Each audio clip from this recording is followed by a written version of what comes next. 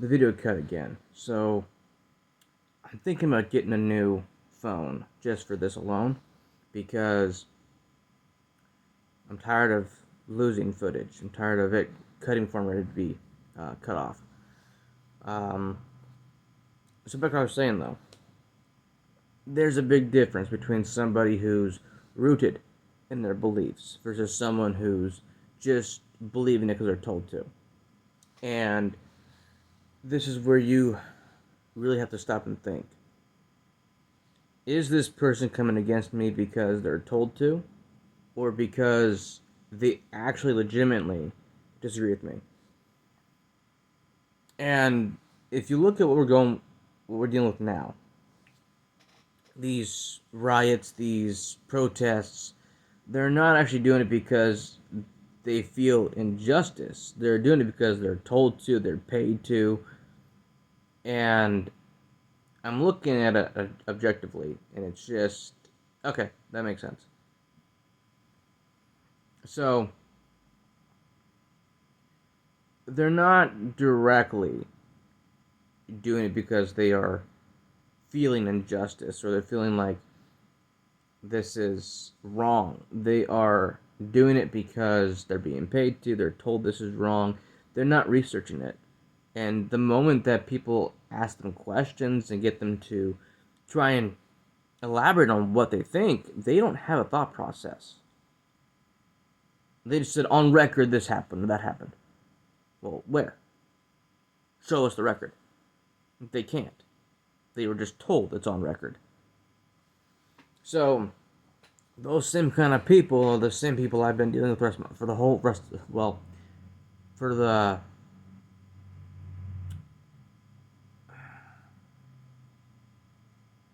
it's not the rest of my life. It's I've been dealing with them since junior high, to be honest with you. Um, it's just you get caught up in these sayings of for the rest of my life this or that, and it happens. But I just I get sick of it.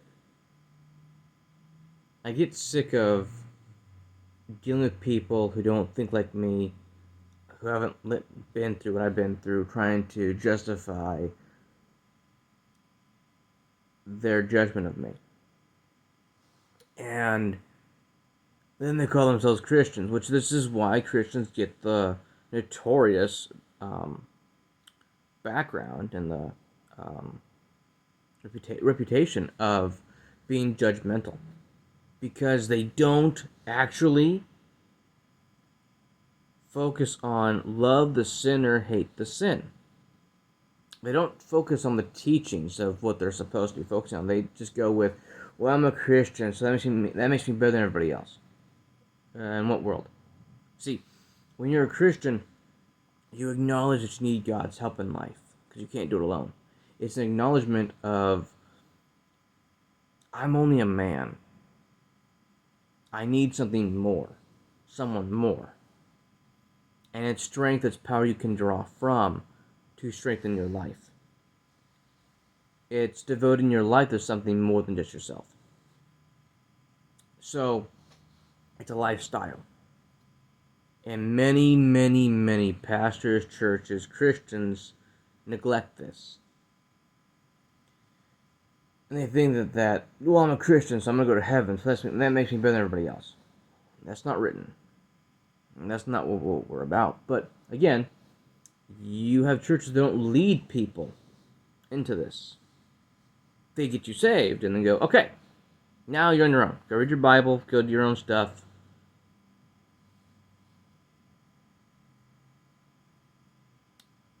They abandon the people that they led to Christ. So that's why I don't believe in that. I don't believe in churches. I just don't. It's man led. It's not spirit led. So I was also villainized because people didn't agree with me. Okay, I don't see why that's a reason to villainize someone.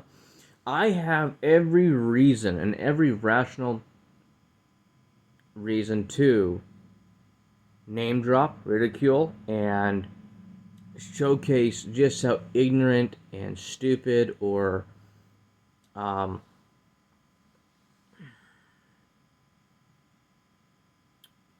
inept these people are, and I don't do that.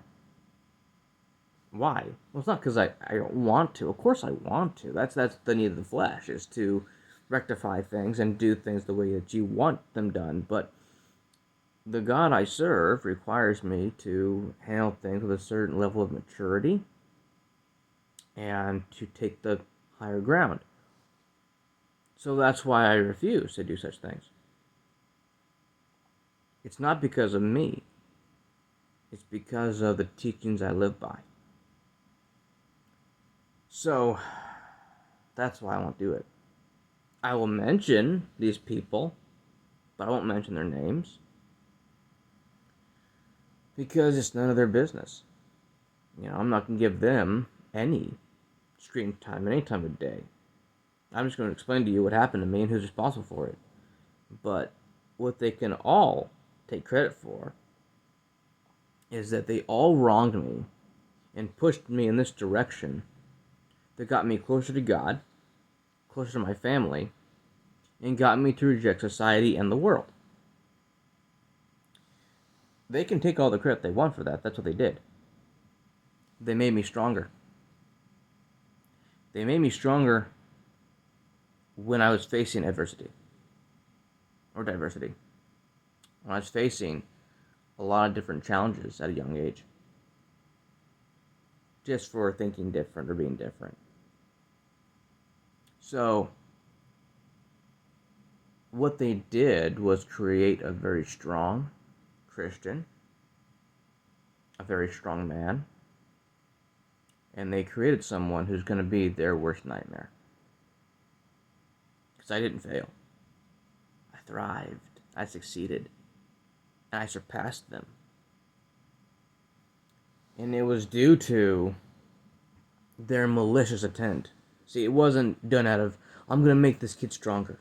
He's got what it takes. I'm going to lead him and guide him through this horrific firestorm. No, it was, I want him to fail. So I'm going to make sure he fails. Not understanding that what you people mean for evil, God means for good. And God will change things and turn things around. That's what I believe. And that's what I stand by. So I was villainized because they couldn't beat me. They couldn't win. They resorted to underhanded, cheap tricks of trying to slander my name and assassinate my character when my character is bigger than they are. It's not an ego thing. It's not a self-centered nature thing. It's called the facts of, I chose to be better than you. My character will withstand the test of time because I choose that choice.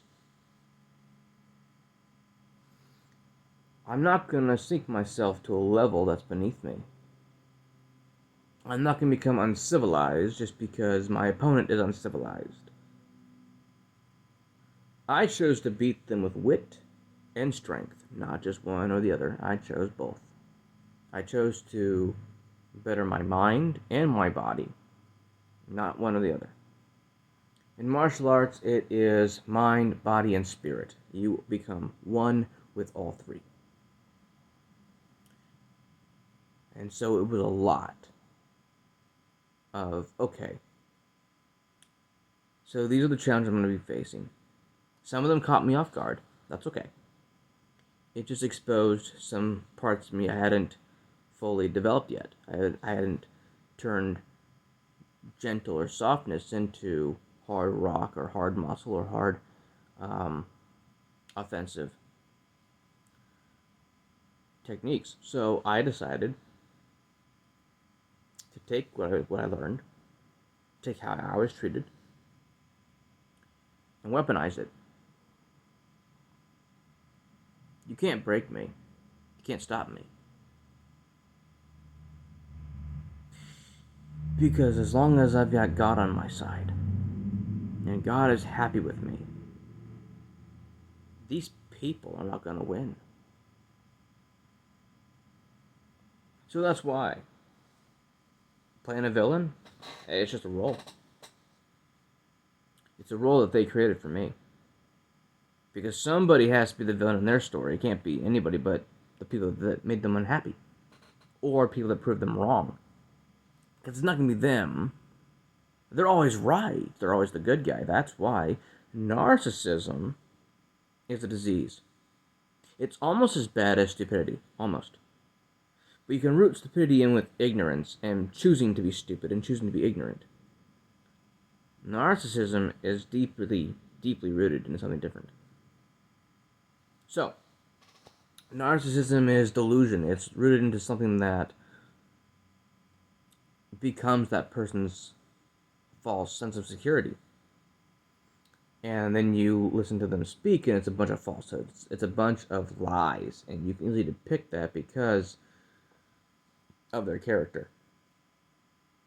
It's a very important thing. I've always cared about image. Always cared about image. Because I was created in the image of God, as we all were. So that's why image to me spoke volumes when I was a kid. You know, what kind of person do you want to be? What kind of man do you want to be? What kind of image do you want to have? What kind of image do you want to project? That kind of thing. And that's why when you project a certain image that is actually authentic, people who are not authentic want to see that ruined. So they come after you. Underhanded ways. And that's easy. If someone's underhandedly attacking you, that's their character. It's not them themselves. It's the character that either their parents created for them or that they created for themselves. It's not anything to be taken seriously. So I don't take it seriously. You needed to win by being underhanded. So you're not honorable. Guess what? The Bible talks about this. Ooh. So in the end, I'd hate to be these people who have to come to terms with things and rectify their decisions and ask for forgiveness by everybody they ever wronged, or having to come to terms with things and go, I'm actually the freaking problem. I'm actually the problem. Wow, I didn't see that. That won't be my story. Nope. I didn't villainize people. I accepted things as they came. I accepted them for who they are. Do you want to act that way? Okay. Then by definition, you're this. That's what I did. I categorized them the way that they wanted me to. Because of the way they treated me. Nothing more, nothing less. That's just the way the world works.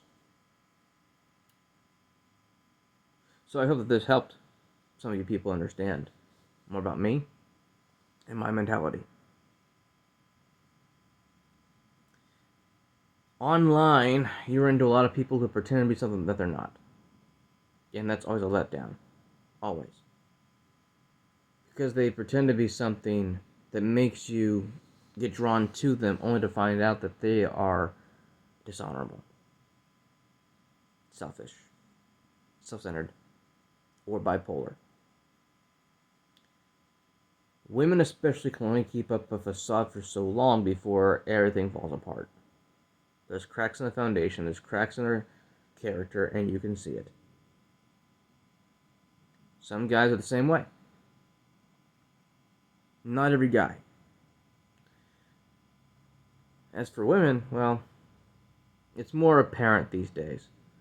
I wouldn't say that they're all like that, but it's getting tougher to tell.